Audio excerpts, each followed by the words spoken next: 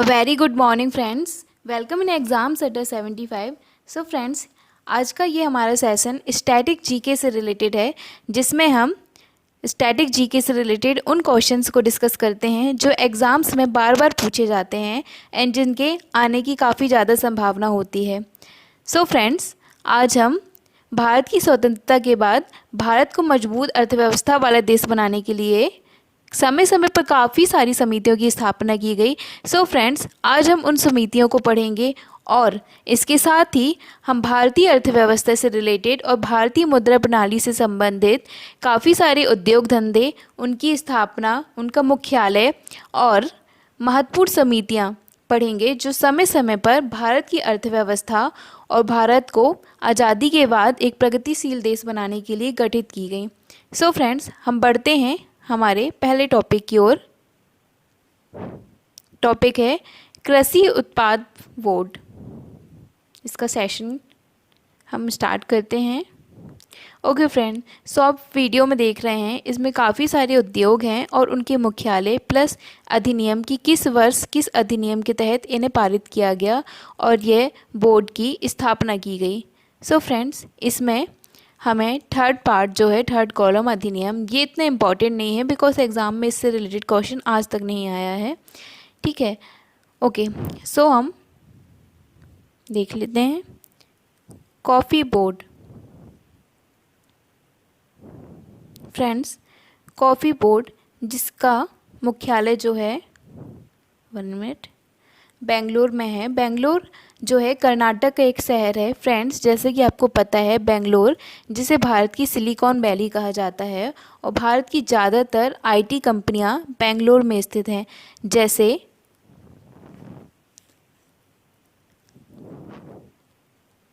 Second रबड़ board. रबड़ board जो है कोट्टायम, इसका हेडक्वार्टर कहाँ है? कोट्टायम। कोट्टायम जो है केरल का एक ज़िला है जहाँ पे काफ़ी ज़्यादा रबड़ का प्रोडक्शन किया जाता है। ओके फ्रेंड्स, बढ़ते हैं थर्ड पार्ट की ओर। चाय बोर्ड। चाय बोर्ड मतलब टी बोर्ड, इसका हेडक्वार्टर कोलकाता में है। फ्रेंड्स, जैसे कि आप जानते हैं, इंडिया सबसे ज़्यादा चाय का प्रोडक्शन करता है और सबसे ज़्यादा कंज्यूमर भी चाय का इंडिया ही है।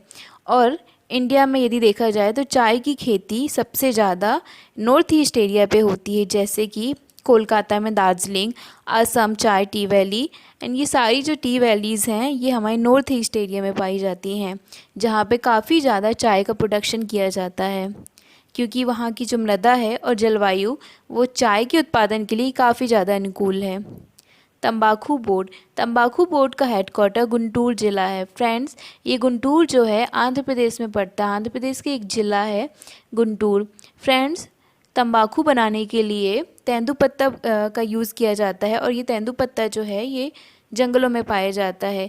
इसका जो उत्पादन है या फिर इसकी जो कहना चाहिए एक प्रकार से इसके जो वन हैं वो सरकार ने आरक्षित कर रखे हैं, इनको काटना गैर कानूनी है।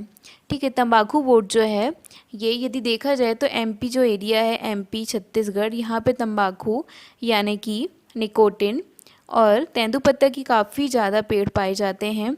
ठीक है, एंड ये जो पेड़ है नर्मदा नदी जो कि मध्य प्रदेश की जीवन रेखा है, जैसे इससे रिलेटेड इसके बैंक में से जितने भी ज़िले हैं जैसे जबलपुर, डिंडौरी, नरसिंहपुर, सिवनी, मंडला, ये सारे जो ट्राइबल एरिया हैं यहाँ पे तंबाकू यानी कि तेंदुपत्ता के पेड़ काफ़ी ज़्यादा मात्रा में पाए जाते हैं, जहाँ पे सरकार इन्हें संरक्षण प्रदान करती है और काफ़ी ज़्यादा जो ट्राइबल एरियाज़ के लोग हैं वो अपनी जीविका का साधन इस तेंदुपत्ते के द्वारा करते हैं।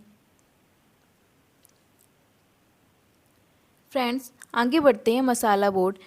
मसाला बोर्ड के बारे में आपको पता होगा, भारत का मसाला सेंटर या मसाला स्टेट कोच्चि यानी केरल को कहा जाता है और कोच्चि जो है वो केरल का एक बहुत he developed and posh area है, पॉश सिटी है। ओके, सो मसाला बोर्ड का हेडक्वार्टर कोच्चि पे है। राष्ट्रीय मांस और पोल्ट्री संस्करण बोर्ड। फ्रेंड्स, इसका हेडक्वार्टर दिल्ली में है।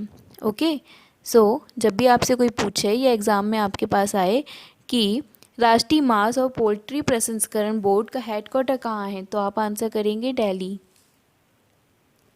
बढ़ते आगे, भारतीय अंगूर प्रसंस्करण बोर्ड, फ्रेंड्स ग्रेप्स का बोर्ड्स जो है वो पुणे में है। पुणे बोले तो महाराष्ट्र, महाराष्ट्र में सबसे ज़्यादा अंगूर की खेती की जाती है।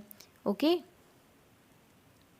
राष्ट्रीय जूट प्रसंस्करण बोर्ड, फ्रेंड ये तो आपको पता होगा, जूट की खेती भारत में सबसे ज़्यादा जो होती है वो वेस्ट बंगाल यानी कोलकाता रीजन पे होती है। आज़ादी के पहले जो बांग्लादेश था हमारे इंडिया पे आता था, भारत का एक अखंड भारत का हिस्सा था, वहाँ पे सबसे ज़्यादा जूट और रेशम का प्रोडक्शन होता था।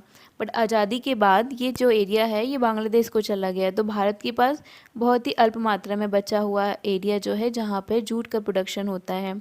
राष्ट्रीय मत्स्य विकास बोर्ड, मत्स्य यानी फिश मछली, इसका हेडक्वार्टर हैदराबाद में है। ओके। सो फ्रेंड्स ये हमारे आज का सेशन का फर्स्ट पार्ट था जिसमें हम उद्योग धंधे, उनकी स्थापना और उनकी मुख्यालय के बारे में डिस्कस करें हैं। ये स्टैटिक जीके का पार्ट है जिसमें ये क्वेश्चंस काफ़ी ज़्यादा बार एग्ज़ाम में पूछे जाते हैं। ओके फ्रेंड्स, इसके अलावा ये भी पूछा जाता है कि किस फसल की खेती सबसे ज़्यादा किस राज्य में होती है। सो फ्रेंड्स वो हम नेक्स्ट वीडियो में डिस्कस करेंगे। अब हम पढ़ते हैं हमारे आज के सेशन का सेकेंड पार्ट। सो फ्रेंड जैसा कि हमने बताया, भारतीय मुद्रा प्रणाली से संबंधित महत्वपूर्ण समितियां जो कि समय समय पर गठित की गई, हमारे सेशन के सेकेंड पार्ट में ये हिस्सा है जिसमें हम समितियों के बारे में डिस्कस करेंगे। सो हमारी पहली समिति है स्वामीनाथन समिति, जिसका संबंध है जनसंख्या नीति, पॉपुलेशन पॉलिसी को इंट्रोड्यूस करने के लिए स्वामीनाथन समिति की स्थापना की गई थी। सेकंड है जानकी रमन समिति, प्रतिभूति घोटाला, जो कि जानकी रमन समिति से संबंधित है। तीसरा दांतवाला समिति, जो कि बेरोजगारी का अनुमान करने के लिए गठित की गई थी। रेखी समिति, जो कि इनडायरेक्ट टैक्स से रिलेटेड है। फ्रेंड्स देखिए, ये जैसे कि समितियों का नाम दिया गया है उसके साथ ही समितियों का संबंध दिया गया है। ये सेम टू ऐसा क्वेश्चन आता है कि आपसे एग्जाम में पूछा जाता है कि किस समिति का संबंध किससे था। ओके। सो हमें ये एक स्टैटिक जीके है, इसमें हमें वन लाइनर चीज़ें पढ़नी है जो कि सेम टू सेम एग्ज़ाम में ऐसे ही पूछी जाती हैं। एक आपको समिति दे दी जाएगी, मान लीजिए दंतवाला समिति दे दी, और इससे आपको पूछा है कि इसका संबंध किससे था, प्रतिभूति घोटाला, बेरोजगारी अनुमान, अप्रत्यक्ष कर या केंद्र राज्य संबंध, तो आप लगा देंगे बेरोजगारी के अनुमान से। ओके फ्रेंड्स, इसी तरह 1 मिनट,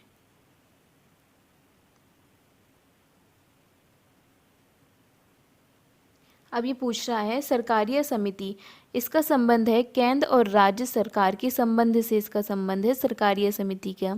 ओके फ्रेंड्स, एंड ये गोस्वामी समिति, इसका संबंध औद्योगिक रुग्णता, मतलब जो इंडस्ट्रियल था, इंडस्ट्रियलाइजेशन करने की जब बात की गई तो उसमें क्या क्या प्रॉब्लम्स हुई, किस वजह से ये शिथिल हुआ, उस चीज़ को रूपरेखा या प्रारूप तैयार करने के लिए गोस्वामी समिति गठित की गई। महालनोबिस समिति, फ्रेंड्स ये पीसी महालनोबिस एक इकोनॉमिस्ट थे जिनका संबंध भारत की अर्थव्यवस्था से था, और उन्होंने जो दूसरी पंचवर्षीय योजना थी उसका मॉडल भी इन्होंने तैयार किया था। ये क्वेश्चन भी एग्जाम में आता है। पीसी महालनोबिस समिति गठित की गई थी राष्ट्रीय आय के लिए, नेशनल इनकम को गठित करने के लिए या उसका व्याख्या करने के लिए। रंगराजन समिति, इसका संबंध था भुगतान संतुलन करने से। राजा चलैया समिति, ये समिति कर सुधार से संबंधित थी। मल्होत्रा समिति, फ्रेंड्स इसका संबंध बीमा क्षेत्र में सुधार करने से संबंधित था। ओके। खुसरो समिति, खुसरो समिति की स्थापना की गई थी, इसका संबंध जो था कृषि साख, मतलब एग्रीकल्चर जो साख थी उससे रिलेटेड था। ओके। कि इसमें कौन कौन सी जैसे हमारा एक उर्वरक डिपार्टमेंट हो गया, ठीक है, कृषि हुआ तो उसके लिए हमें कृषि के विपन्स चाहिए कि खेती करने के लिए कौन कौन से आपको विपन्स लगते हैं, ठीक है, एंड इन सबसे रिलेटेड जो चीज़ें थी ये कृषि साख के अंतर्गत आती हैं। गोईपोरिया समिति बैंक सेवा से सुधार, मतलब बैंकिंग सर्विस में रिफॉर्म से रिलेटेड थी। भूरेलाल समिति, फ्रेंड्स ये एग्जाम में काफ़ी बार पूछा गया है, मोटर वाहन करों में वृद्धि से रिलेटेड थी। नरसिम्हा समिति, फ्रेंड्स ये मोस्ट इम्पॉर्टेंट क्वेश्चन है, इसका संबंध था बैंकिंग क्षेत्र में सुधार से। भंडारी समिति ग्रामीण क्षेत्रों में बैंकों की पुनर्संरचना से रिलेटेड ये समिति थी फ्रेंड्स।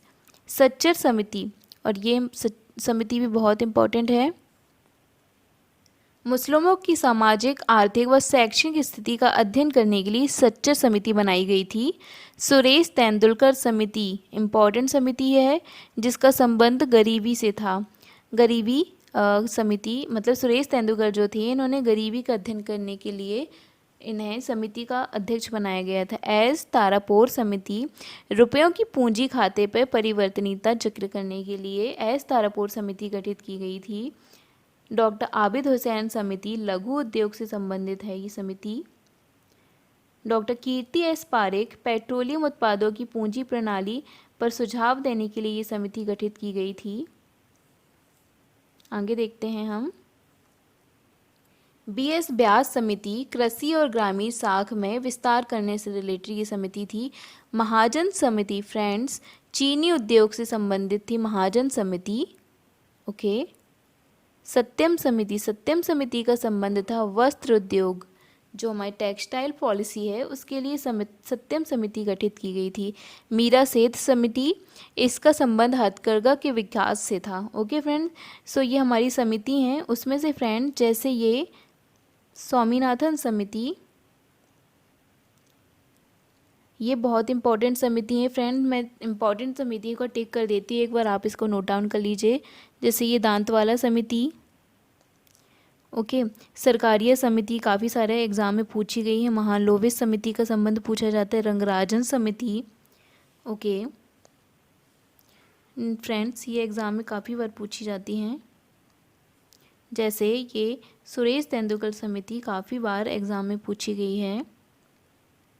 तारापोर समिति का संबंध पूछा जाता है किस समिति से है।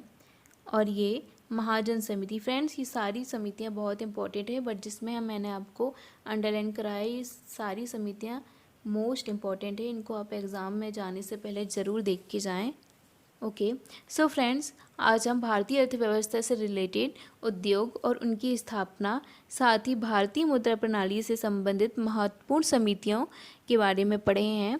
और आपको ये सेशन कैसा लगा आप हमें कमेंट बॉक्स में ज़रूर बताएं, और अपने सुझाव जो भी आप देना चाहते हैं और नेक्स्ट वीडियो में आप कौन सा टॉपिक पढ़ना चाहते हैं ये हमें सजेशन बॉक्स में ज़रूर बताएं।